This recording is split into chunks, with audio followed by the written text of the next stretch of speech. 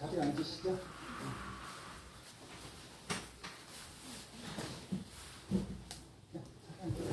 스님께 괜찮습니다. 강의해 주시는 스님께 저도 일리하겠습니다. 예, 앉으십시오. 올라올 때마다 한 번씩 약간 고민돼요, 매번. 그건 뭐냐? 나는 이제 금강경 독성을 같이 국가님들하고 한번 해보고 싶은 생각이 많은데, 이제 같이 독송을 할까? 아니면은 그것도 그냥 조금 아웃라인을, 제가 아는 한도 내에서 아웃라인을 말씀드리고, 그 느낌대로 국가님들이 금강경을 독송하는 것이 더 이로울까? 한 번씩 고민을 해요. 실제로 정말로. 그래서 좀 전까지 오늘은 올라가서 국가님들하고 한번 독송해야지. 나도 저도 독송하는 게 너무 좋으니까.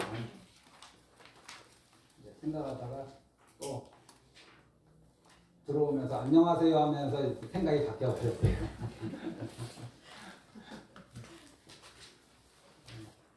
조금 금강경이 쉬운 듯해도 어렵고 또 어떻게 보면 또 이해되는 것 같기도 하고 좀 아리까리합니다. 저는 그렇게 생각을 해요. 어리석은 사람은 자기가 다 안다고 생각하고 사는 경우가 많고, 지혜로운 사람은 자기가 모르는 것이 많다고 생각하고 살아갑니다. 이 차이가 얼마나 큰지 같이 살아보면 알아요. 같이 살아보면. 그리고 부처님들도 살다 보면 두려움 같은 거에 많이 빠질 거예요. 제가 이 말씀을 왜 드리냐면은 금강경을 독송하면서 개인 신행을 통해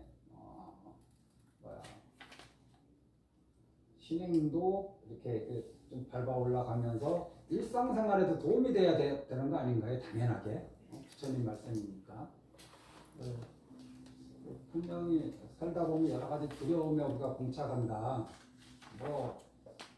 두려울 만한 경우는 너무너무 많죠. 예를 들면은 내 삶에 어떤 일이 벌어지는지 내가 모르고 있다고 생각할 때 두렵죠. 애들한테 어떤 일이 일어나고 있는 것 같은데 그 일이 정확하게 뭔지 모를 때 불안하죠.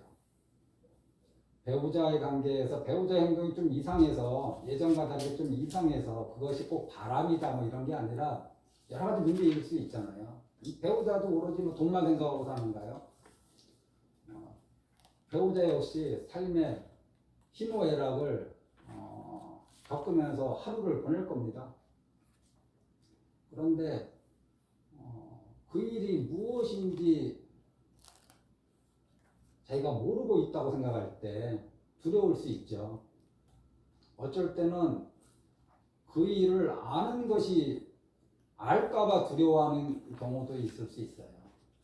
차라리 그냥 이렇게 그냥 뭉개고 넘어가자. 모르는 척하고 그럴 수도 있죠. 어느 정도 두려움이 생기죠. 그리고 내가 이제 예를 들면 법에나 보자. 법이 무엇입니까? 라고 이렇게 물었을 때 갑자기 불안해져. 갑자기 불안해져요. 하다못해 부처님은 어떤 분이신가요? 보살님한테 이렇게 물어봐도 갑자기 불안해져요. 왜 불안해지느냐? 잘 대답하고 싶은 마음이 일단 있는데 잘 대답할 자신이 없을 때는 어떻게 해? 그냥 입 꽉 다물고 있는 거죠. 응? 사실 불안해할 필요가 없다. 두려워할 필요도 없고, 우리가 이 금강경 공부하면서 특히나 내가 금강경에 대해서 잘 모르고 있는 것, 또는 절에 다닌 지 10년, 20년, 30년 돼도 어떤 용어에 대해서 모를 수 있잖아요. 응? 그게 대충 어떤 느낌인지는 알아도 남한테 정확하게 설명하자면 어려울 수 있죠. 그래서 스님이 물어보면 입을 딱 닫고 다른 불자가 물어보면 이제 대답을 해주는데 막 중구난방이지 이제. 막 자기가 아는 거 다 끌어내서 이제 설명을 할 겁니다. 설명하고 싶은 그 욕구가 있을 거예요. 내가 절에 오래 다녔기 때문에 설명해 주지 못했을 때 자괴감도 들 거고 상대방이 나를 어떻게 볼까 하는 걱정도 생기고 다 쓸데없는 거라고요. 정말 다 쓸데없는 마음들이에요. 내가 무엇을 잘 알아야 된다. 내가 무엇을 잘해야 된다. 내가 어떤 일에 다 내 힘으로 해야 된다. 내가 주도로 해야 된다. 이런 것들이 사실 불필요한 에너지를 쓰게 하고 불필요한 걱정을 만들어내기도 합니다. 내가 다 해야 된다고 하는 사람들은 남들이 볼 때는 꼼꼼해 보이고 여러 가지 뭐 이렇게 자기한테 없는 그런 부분이 저 사람한테 있어 보이지만은 그 사람은 스트레스 덩어리라. 가만히 보면 되게 힘들어요. 응? 그런데 그렇게 하지 말라 그러면 그렇게 하지 말아야 되는데 안 돼. 응? 그렇게 하지 말라 그러면 내가 뭔가 또 부족해 보여서 또 저렇게 얘기하나 싶어갖고 더 꼼꼼하게 자기를 또. 제가 저보다 이번 생에 부처님을 먼저 아신 분들이 있죠. 저는 뭐 신신 출가는 아니었습니다. 제가 오늘 금강경 어느 한 구절을 말씀드리려고 그러는 게 아니라 금강경 공부하면서 아미타경 공부하면서 이런저런 느낌을 간략하게 말씀드리고 그런 느낌을 참고 삼아 불자님들이 한번 독송하실 때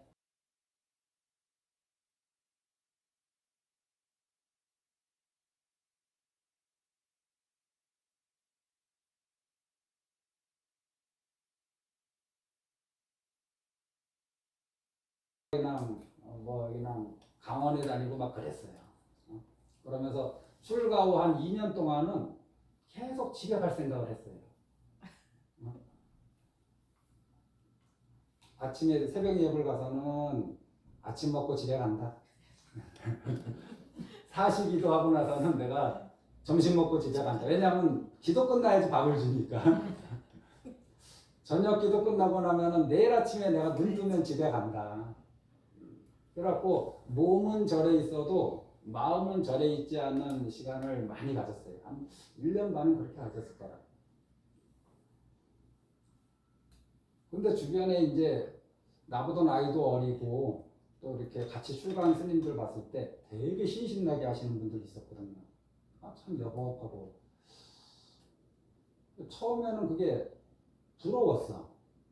그때 제 마음속에는 두 가지가 있었어요. 나는 이 절진 문화가 도저히 나하고 안 맞다. 이상한 인간들만 모여 있는 것 같아.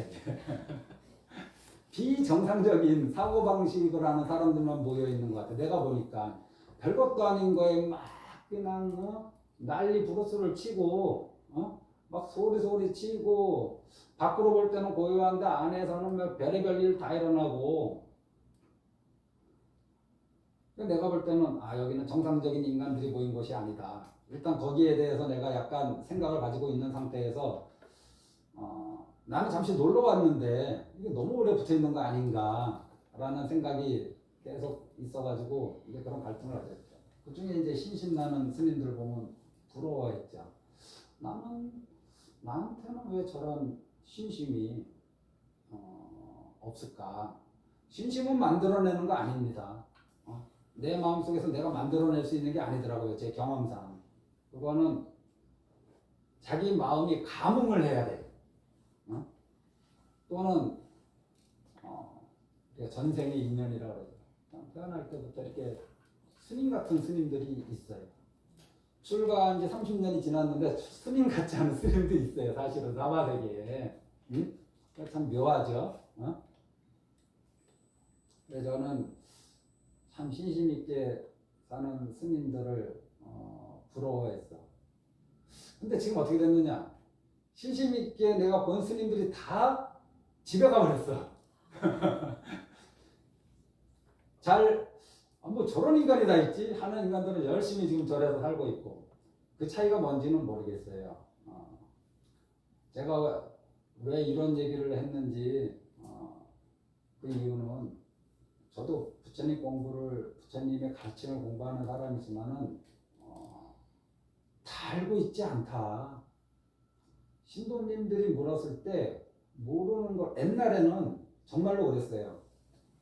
모르는 게 부끄러워서 어떡하든지 설명을 하려고 했어요. 어떡하든지. 근데 모르는 거를 상대방한테 들키고 싶지 않았어요. 지금은 솔직히 그럽니다. 내가 잘 모르면은 모르겠다고 같이 공부하자고. 우리 불자님들도 도반이 물어보거나 가족이 물어보거나 또는 뭐 스님이 물어볼 때 정제된 답변, 올바른 정답 이런 거에 대한 부담감을 내려놓고 편하게 그냥 마음속에 일어나는 그 느낌 그대로의 정리된 그대로의 그런 생각을 그냥 편안하게 얘기하셔도 됩니다. 그렇다고 해서 누가 그거를 좀 이상하게 평가한다면 그건 그 사람의 일이에요. 그 사람은 뭐 얼마나 정확하게 알고 있느냐 그렇지도 않아요. 걱정 마세요. 아마 다들 공감할 거예요. 이런 부분에 있어서는. 인생사에서도 내가 다 알고 있다라는 또는 다 알아야 된다라는 그 관념이 있으면 두려워집니다.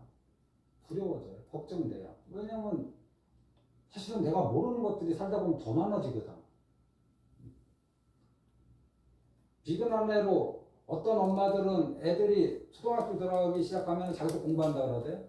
애들이 물어봤을 때 모르면 무시당할까봐 애들한테 존중받지 못할까봐 아이고 그거 얼마나 큰 스트레스예요. 애들 하나 키우는 것도 힘든데 다시 처음부터 수학 공부해야 되고 과학 공부해야 되고 보통 힘든 일이 아니죠. 그게 양육에 도움이 된다면 그렇게 뭐 하시면 되는 거고 나는 그냥 엄마가 그것까지 해야 되느냐에 대해서 스스로 용기 있는 결단만 내린다면은 큰 스트레스에서 벗어날 수 있다. 이거 좀 확대해 보셔서 내가 모든 것을 알아야 되고 내가 모든 것을 주관해야 해야 된다는 그 생각에서만 벗어나도 삶이 한결 가벼워질 겁니다. 자식 문제에 대해서도 자식에 대해서 내가 모든 거를 해줘야 되고 내가 모든 거를 챙겨줘야 되고 내가 모든 거를 어떻게 해야 된다라는 그 부모로서의 막중한 책임감 그거 내려놓으시면은 한결 가벼워지실 거예요. 부모의 도리를 하지 말라는 게 아니에요. 부모의 도리를 하지 말라는 게. 금강경은 상을 없애라 그러잖아요. 처음 시작이 이제 무주상이잖아요. 상에 머물지 마라. 그러다가 이제 나중에 가서는 무아를 결국 말씀하시죠. 지금 이 상이 무엇이냐? 우리가 관념이라고 얘기하고 생각이라고 얘기하는 건데 그러면 금강경의 또 다른 축소판인 반야신경 거기서는 금강경은 무주상을 얘기하고 반야신경에서는 공을 얘기하잖아요. 색즉 시공 공즉 시색 전부 다 조견 오혼 개공 전부 다 공을 얘기하거든. 그러면 거기서는 오혼이 모두 공함을 보면은 이제 괴로움이 사라지고 편안함을 얻는다 했는데 그 오혼이 뭐냐? 이 몸뚱아리 이것이 나라는 생각, 감정, 느낌 이것이 나라는 생각. 그러니까 나의 느낌, 나의 감정. 우리 뭐 그런 거 많이 있죠. 내가 기분 좋다. 그러니까 꼭 기분 좋다 앞에 내가라는 말이 빠져도 꼭 내가 기분 좋은 거 아니에요? 짜증나네. 짜증나네. 이거 그 앞에 꼭 나는 짜증나네 이렇게 안 해도 그 짜증난의 주체는 자기죠. 그래서 이 감정, 그 다음에 몸뚱아리, 감정, 그 다음에 관념, 그 다음에 여러 가지 행위들, 그 다음에 마음, 이 가운데 색, 수, 상, 행식, 요 온 가운데 한 가지만 뚝 띄어서 금강경에서는 무주상, 이 관념을 굉장히 중시한, 관념에 머물지 말라고 관념이 무아라는 거를 굉장히 중시한 경전이 금강경이다. 그러면서 결국 상만 얘기하는 게 아니라 결국에 뒤에 가서는 일체가 다 무아임을 이제 말씀하시죠. 그래서 금강경이나 반야신경은 같은 내용입니다. 공이라는 공이라는 내용이 말이나 무아라는 말이나 똑같은 말인데 경전에 따라서는 이렇게도 얘기하고 저렇게도 얘기한다. 양쪽 경전을 번갈아 보시면서 반야신경은 늘 독송하는 거니까 참고하시면 공부에 큰 도움이 돼요. 제가 한 번씩 이런 말씀 드렸죠. 오늘 봉사하고 오신 분들 계실 거예요. 그러면은 내가 오늘 봉사를 했어. 그런데 나는 봉사했다는 관념이 없어. 그러니까 그거는 봉사예요? 봉사가 아니에요? 봉사가 아니야. 나는 봉사했다는 관념이 없기 때문에 봉사가 아니에요. 그런데 그거를 세상 사람들은 뭐라고 불러요? 봉사하는 사람이구나 라고 이름하는 거죠. 부르는 거죠. 내가 누구한테 도움을 줬어. 그런데 나는 그 사람을 도와줬다라는 관념이 없어. 무주상이에요. 그 사람을 도와줬다라는 관념이 없어. 그러니까 도와준 것이 나한테는 도와준 게 아니죠. 내가 한 사람도 도와준 일이 없는 거라. 그냥 세상 사람들이 그 이름을 그냥 남들을 도와준다라고 말할 뿐이에요. 응? 내가 설령 그렇게 말해도 나는 그런 관념에 끄달려 사는 사람이 아니다. 이제 이게 굉장히 어려운 건데 이게 금강경의 가르침이죠. 제일 큰 게 뭐냐면은 나는 이제 이 지긋지긋한 사바세계, 윤회의 세계에 넌널머리 난다.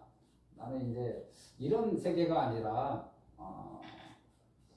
깨달음의 세계, 열반의 세계, 도피양, 바라밀이라고 그러죠. 바라밀. 저 언덕으로 건너가고 싶다. 이렇게 막 시끌시끌하고 미워하고 원망하고 시기하고 불안하고 이런 세계에서 계속 반복해서 사는 거 약간 넌덜머리나고 난 이런 것이 없다고 부처님이 말씀하시는 저 열반의 세계, 저 언덕으로 건너가고 싶다.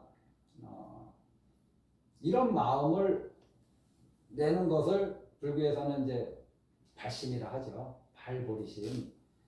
금강경에서는 이러한 발보리심을 낸 사람이 그러면은 어떤 마음을 유지해야 되느냐, 이런 마음을 기본으로 한 상태에서 자기가 이제 더 이상 이런 넌덜머리 나는 사바세계에 살고 싶지 않고 깨달음의 세계로 가고 싶다라고 이렇게 발언한 사람이 어떤 마음 상태를 가져야 되느냐, 나만 이렇게 이런 사바세계에서 벗어날 게 아니라 다른 사람들도 저 세계에 가도록 내가 도와줘야겠다. 이런 마음을 버리지 말라는 거거든요. 이게 소승과 대승의 큰 차이점이에요. 소승 불교는 어떻게 하느냐? 내가 이 넌덜머리 나는 사바세계 이제 지겹다. 나 이제 수행정진에서 저 깨달음의 세계로 가야겠다. 이러면 어떻게 하느냐? 자기 수행에 몰두해요. 남들이 어떻게 살거나 말거나 다 쓸데없는 거에 매달려 산다라고 그냥 생각할지 몰라도 관여하지 않고 자기 수행에만 몰두해. 그런데 대승불자는 어떻게 해야 되느냐? 자기 수행에만 몰두해서는 안 되고 다른 사람 역시 같이 데려갈 마음을 일으켜야 된다. 이게 별거 아닌 것 같은데 굉장히 큰 마음입니다. 그 마음 하나 더 내는 게. 그래서 내가 일체 중생을 내가 제도하리라. 일체 중생을 제도하리라. 뭐 말은 거창한 것 같아도 내가 저들하고 같이 깨달음의 세계로 가겠다 이런 마음이거든요. 내가 일체 중생을 제도하리라. 하지만 궁극에 가서는 내가 제도하겠다라는 관념에 머물면 안 된다. 라는 게 부처님의 생각이고, 설령 제도한 사람이 있을 때 내가 누구를 제도했다, 누구를 내가 교화했다 라는 관념에도 머무르지 말라고 이제 부처님이 얘기하시는 거거든요. 그게 왜냐면 깨달음으로 우리를 이끄니까 그 관념이 없어야지. 그래서 내가 일체 중생을 제도하리라 이런 마음을 내야 돼. 근데 이런 마음을 냈으면 이제 거기에 걸맞는 언행을 하기 시작하잖아요. 언행을. 하지만 거기에는 또 뭐가 스스로 뭐가 들어가야 되냐면 내가 일체 중생을 제도한 일이 없어. 나에게 제도받은 중생이 한 명도 없어. 그냥 사람들이 일체 중생을 제도했다고 말할 뿐이야. 그냥 저 사람이 나는 저분한테서 제도받았다라고 말할 뿐이야. 이게 금강경 전체에 오르는 즉비 논법이거든요. 처음부터 그렇게 나와서 그 다음부터는 이제 그 내용이 바로 즉비 아닌가요? 그 다음부터는 계속 그 즉비를 다른 말로 계속 바꿔 쓰잖아요. 내가 가리왕한테 괴로움을 당할 때 인욕했어. 하지만 나는 가리왕에 대한 원망도 없고 내가 인욕했다라는 감념도 없어. 그러니까 그거는 인욕이에요? 인욕이 아닌 거예요. 인욕이 아닌 거죠. 인욕바라밀이 인욕바라밀이 아니야. 하지만은 그 사람이 사는 거 보면 세상 사람들이 다 뭐라 그러겠어요? 인욕한다라고 얘기하죠. 다 누구나 인욕한다라고 얘기하는데 그 사람만 나는 내가 인욕하는 사람이다. 나는 내가 모욕을 찾는 사람이다. 저 사람이 나한테 모욕을 줬지만은 나는 그거를 견뎌내는 사람이다. 라는 관념이 없는 거죠. 그런 상태로 가면은, 그런 상태로 계속 나아가야 깨달음에 가까워진다. 이것이 이제 부처님의 가르침입니다. 이거를 어떻게 하면 우리가 실생활에 받아들여서 실제 생활에서 일어나는 일들에 대입해서 적용할 수 있을까? 이거 고민해 보셔야 되는 거 아니에요? 금강경 복송하면서. 작게는 집에서부터 시작해갖고, 집에 막 부딱지나게 하는 사람 얼마나 많아.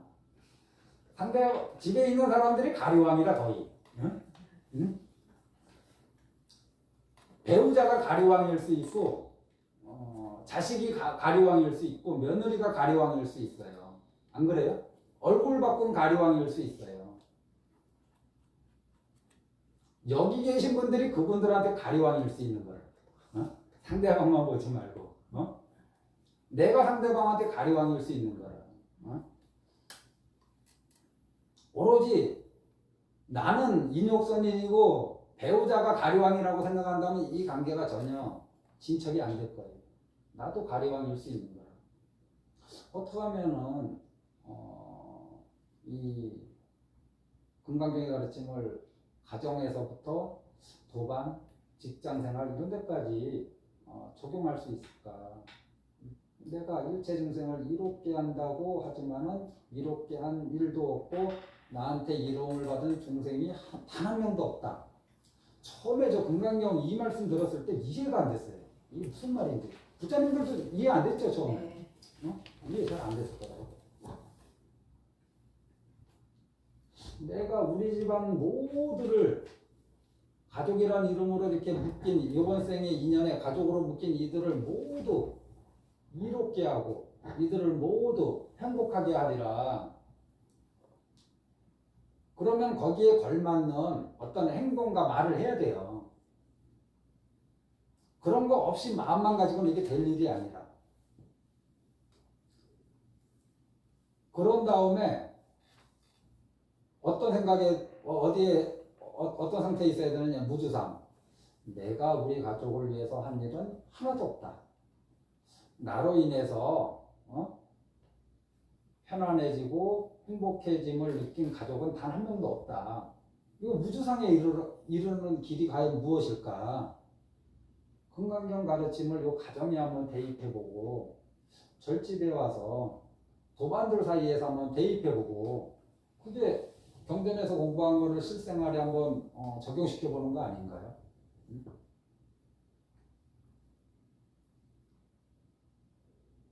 그러려면 첫 번째로 뭘 해야 되느냐? 두 번째도 그렇고 세 번째도 그렇고 말을 좀 줄여야 돼.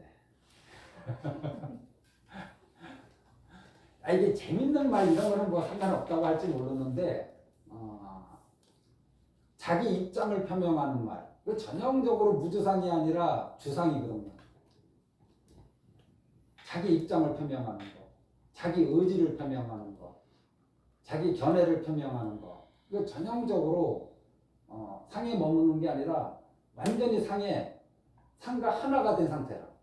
이런 걸 계속 얘기할 때 상대방에 대한 상대방에 대해서 마음에 들지 않는 것을 계속 얘기할 때 아이고 30년 살았는데 지금도 욕하고 있어. 배우자들끼리. 응? 이해가 안 된대. 가만히 보면은 이해할 수 없는 일들을 지금 우리가 이해하려고 하는지 몰라요. 이해할 수 없는 일들을. 누가 나를 이해한다 그러면 내가 그거 인정하겠어요? 나도 나를 모르겠는데 상대방이 나를 이해한다 그러면 내가 인정하겠어요? 그냥 말로는 저 사람이 나를 그래도 알아주는 사람이라고 생각하지 그 사람이 나 그렇게 생각하더라도 정말 저 사람이 나에 대해서 얼마나 할까? 내 뱃속에 있는 그 시커먼까지 다 알면 저 사람이 나를 좋아해 줄까? 그런 걱정이 있는 거 아닌가요? 응? 내 뱃속에 있는 이 시커먼 것들을 알면 신도들이 여전히 나를 스님이라고 부를까? 그런 걱정이 있는 거 아닌가요? 스님들한테는. 응?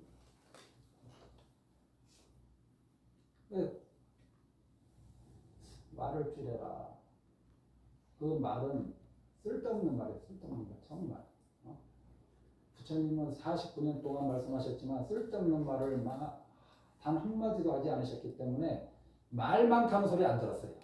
부처님 말 많으신 분인데 말 많은 게 말 많은 게 아니라 말 그대로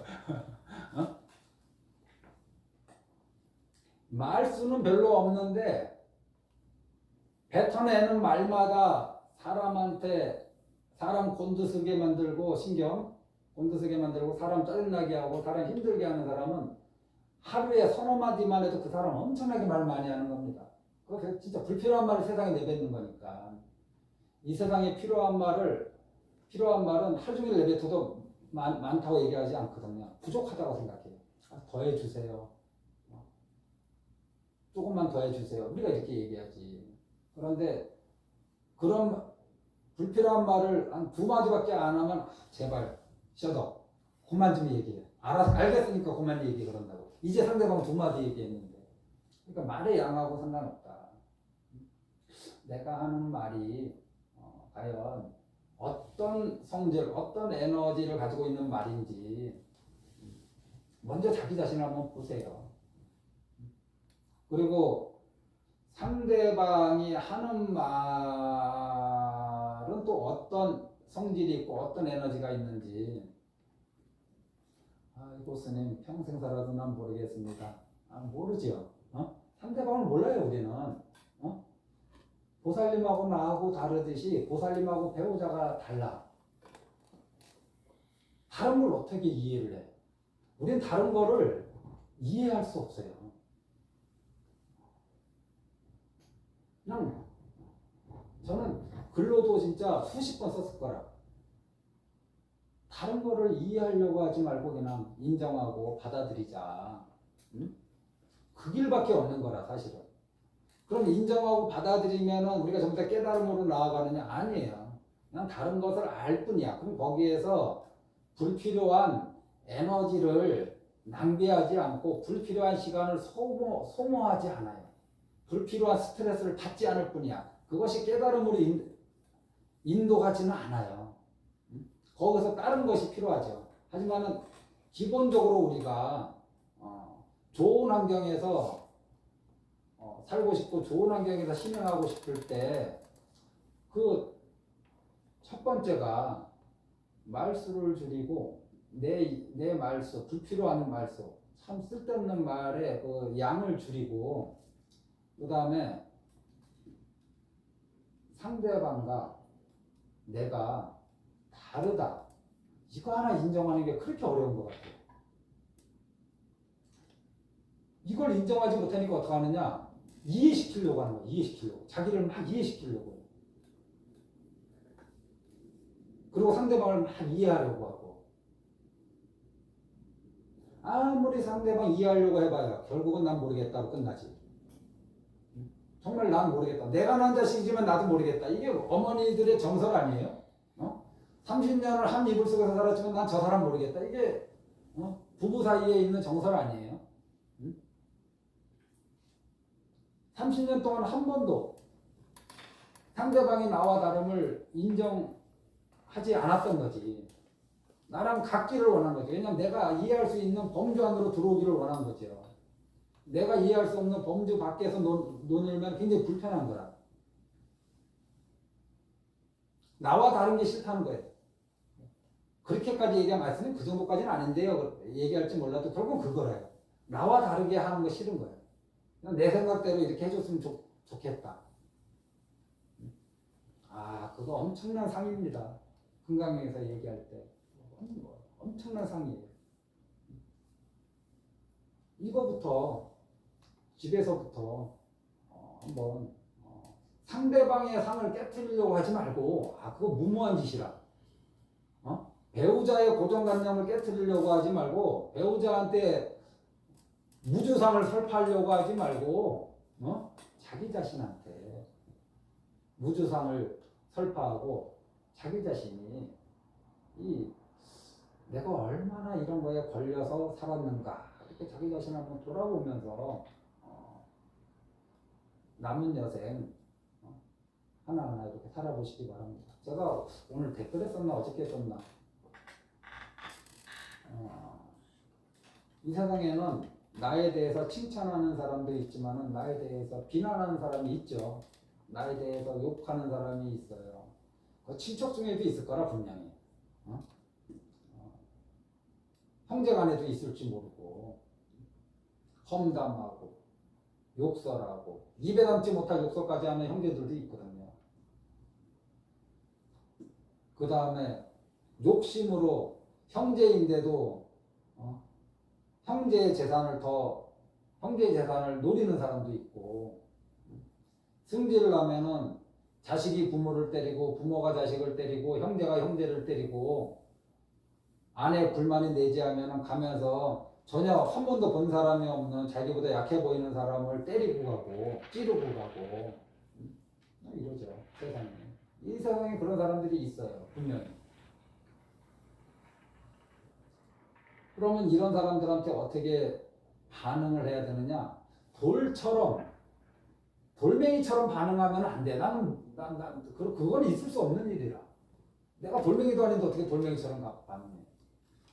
하지만은 부처님 말씀에 의하면 반응하지 않는 것이 올바르게 반응하는 거거든요. 그런 거에는. 그럼 무엇이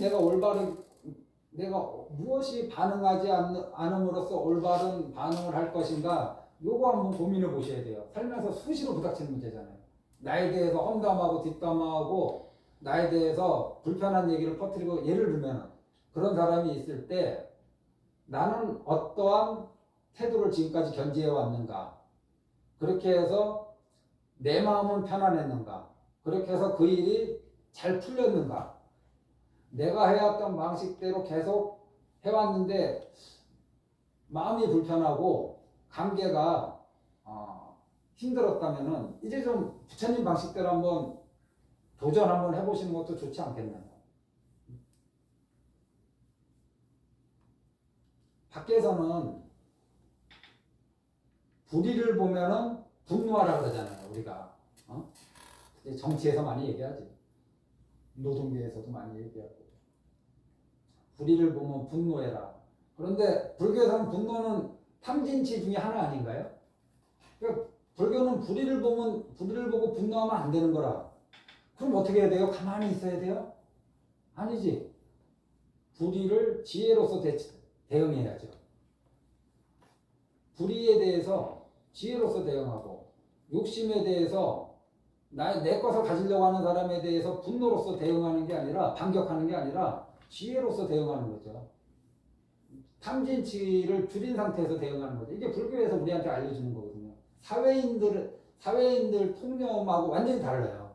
응? 불의에 항거하고 불의에 저항하고 그럴 때 그 베이스는 뭐냐? 밖에 사람들은 분노야. 지혜로서 대응할 때는 기본 자세가 그건데 모양은 항거일 수도 있고 저항일 수도 있지만은 불교인들이 항거하고 저항하고 이럴 때일지라도 안에 분노가 있는 상태로 하잖아요. 지혜로서 항거하고 지혜로서 대응하는 거지. 이게 이제 밖에 있는 분들하고 불교 공부를 하신 분들이 좀 달라야 된다라고 저는 이제 생각하는 부분이에요. 불의를 보고 가만히 있으라는 게 아니라 나에 대해서 불의가 닥쳐왔을 때, 나에 대해서 험담이 닥쳐왔을 때 돌멩이처럼 있으라는 게 아니라 다만 험담을 험담으로 대응하지 말고 비난을 비난으로 대응하지 말고 주먹을 주먹으로 대응하지 말라. 요렇게 대응했을 때 결과는 괴로움만 발생하니까. 그러면 험담을 험담으로 대응하지 않고 지혜로서 대응한다. 비난을 지혜로서 대응한다. 그 스타트는 무엇이냐? 아까 제가 좀 전에 얘기했듯이 말수를 줄이는 것처럼 이것도 반응하지 않는 거야. 그 스타트는 반응하지 않는 거야. 그런 것에 반응하지 않는 거예요. 심적, 내적, 외적으로 반응하지 않는 거야. 일단은 거기서부터 시작해야 돼요. 평온한 상태에서 자기 자신을 그런 경계가 부닥쳤을 때 자기 자신을 들뜨게 하지 말고 침울하게 하지 말고 평온한 상태를 일단 유지하려고 해야 돼. 그래야지 거기에서 지혜로운 대처 방법이 나올 수 있죠. 거기에 반응하는 순간 지혜로운 대처 방법은 물 건너 갔다고 보시면 돼요. 이게 우리가 흔히 얘기하는 연꽃이에요. 불자님들 연꽃 비유 엄청 좋아하잖아요. 탁한 곳에 있어도 물들지 않는 연꽃처럼. 이게 비난에 처해도 비난에 물들지 않는 연꽃처럼. 험담에 처해도 험담에 물들지 않는 연꽃처럼. 이게 연꽃처럼 달라는 아주 쉬운 비유거든요. 이 절집에서 하는 비유 중에, 부처님 비유 중에. 우리도 그러면 그런 쪽으로 가는 게 맞지. 저 사람이 딴 사람 얘기할 것도 없어. 내가 전공사에서 여기 왔을 때 내 귀에 알게 모르게 비난이 많이 들렸거든. 난 그분들 뭐라 하는 게 아니에요. 비난할 수 있어요. 나와 생각이 다르니까. 그러면 내가 더 우월하고 그분들이 나보다 좀 못한 사람, 그렇게 생각도 안 해요. 좀 전에 제가 얘기했던 나와 다르다고. 내 생각과 달라. 내 가치 판단과 달라. 그럼 그거를 그분들 몇 분, 아주 소수의 몇 분은 정제되지 않고 말할 뿐이야. 정제하지 않고 말할 뿐이야. 근데 그런 말 들었을 때 그럼 어떻게 반응해야 되느냐? 저는 기본적으로 항상 반응하지 않는 것에서부터 시작했어요. 반응하지 않는 것. 근데 반응하지 않을 때 마음도 평온하냐? 마음이 평온하지 않을 때가 있어요. 그런 소리 들었을 때. 그러면 내가 먼저 해야 될 일은 저런 소리 들었을 때 상대방한테 반격을 가하는 거를 먼저 할 일이 아니라 그런 소리 듣고 들쑥들쑥하는 이 마음부터 평온하게 다시 유지하는, 거기에 내가 힘을 써야지. 제가 그냥 저도 그런 상황에 처했을 때 어떻게 제가 처신한다라는 거를 그냥 힌트 삼아 불자님한테 드린 거예요. 제 방법이 항상 옳다고 생각하지는 않아요. 근데 한번 참고해 보시라고. 응? 그냥 구체적으로 제 얘기를 하는 거예요. 남의 얘기 제3자처럼 얘기하는 게 아니라. 나에 대해서 안 좋은 소리, 근거 없는 소리를 들었을 때 억울하죠. 아, 가서 나 그거 아니라고 얘기하고 싶은 마음이 불쑥불쑥 일어나지. 나 그런 사람 아니라고. 그런 마음이 일어나요. 그래서 한 번은 내가 시도해 보려고 했어. 근데, 또 이제 중간에, 하다 말았지만, 이게 내가 잘못 처신한 거야. 상대방이 잘못한 게 아니라 내가 잘못 반응한 거야. 가서 어떻게 내 자신을 당신들이 생각하는 그런 사람이 내가 아니라는 걸 증명해 보고 보이고 싶은 그 마음을 내가 참지 못한 거죠. 한때는 한 번. 지금 그 이후 그 전에도 그랬지만 그거 깨닫고 나서는 이제 반응하지 않아야 된다. 상대방을 무시하는 거 아니에요. 상대방이 이렇게 했는데도 내가 반응하지 않는 게 상대방을 무시하는 거 아니거든요. 그래, 니는 짓거려라, 나는 연부를 하리라. 이게 아니야. 그거는 상대방을 업신여기는 마음이잖아요. 우리 더러더러 불교를 잘못 이해한 분들은 집에 가서 배우자가 뭐라 하면 그래 당신은 짓거려 나는 연부를 할래. 이런다 그러대. 그러면 그건 올바른 수행법이 아니고 올바른 대처 방법이 아니라 상대방을 경멸하고 무시하는 거기 때문에 반응하지 않지만 겉으로 반응하지 않지만은 속으로 이미 반응하고 있음을 알아차려야 돼 자기가. 이미 꿈틀꿈틀대고 있는 이 불편한 마음, 항변하고 싶은 마음, 나를 설명하고 싶은 이 마음, 그거 가라앉힌 다음에 대처하면은 지혜롭게 대처할 수 있어요. 그런데 그 과정을 거치지 않고 대처하잖아요. 그러면은 분노는 분노로서 대처하게 되고 험담은 험담으로서 대처하게 됩니다. 반드시 그렇게 돼 있어요.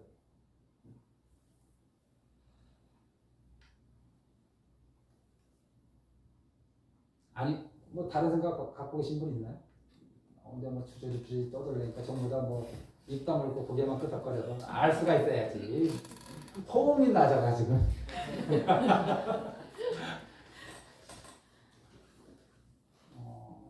금강경 좀 쉬었다가 금강경 독송하시면서